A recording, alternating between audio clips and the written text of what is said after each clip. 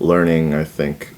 is often confined to certain settings like schools, but learning sciences really tries to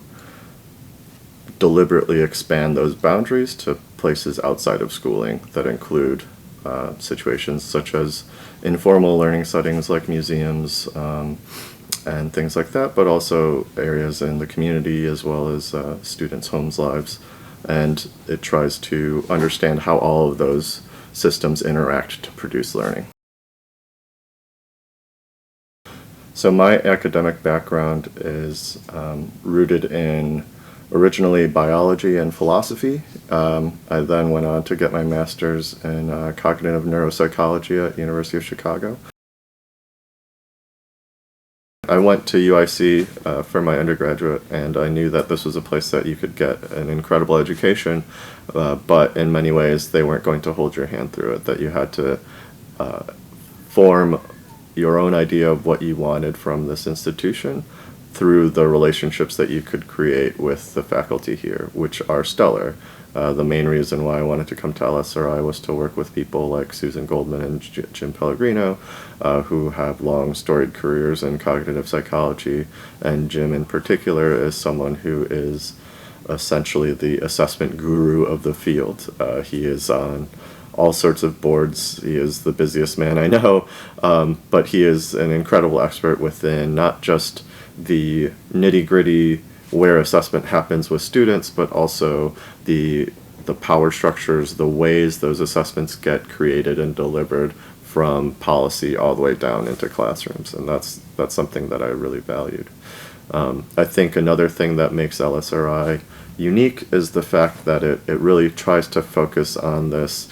idea of disciplinary specializations in order to foreground the fact that learning sciences is a fundamentally interdisciplinary area of study. And so in order to be a learning scientist, I think it requires understanding something beyond just curiosity of how people learn. It requires understanding something in depth. So for me it was around assessment, but other people it could be around subject matter disciplines, it could be around the spaces in which learning occurs, such as informal areas. And I think that the fact that they want you to specialize in something, but what that specialization is can be something very rooted in your own background or rooted in ways that you create your understanding of learning sciences, allows for a flexibility that many programs might not offer. The project that I'm currently attached to, which is the Assessment Literacy for NGSS project, or ALPS for short, we again are trying to create a professional development space for teachers to really become empowered in the ways that they are delivering instruction and assessments in specifically in science education, by providing them with conceptual and resource material tools that often lie out, or are seen to lie outside of traditional science education, such as literacy, such as assessment literacy, such as different ways of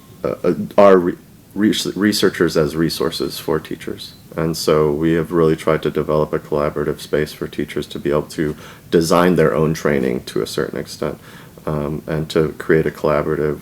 working relationship with our teachers in order to facilitate that happening.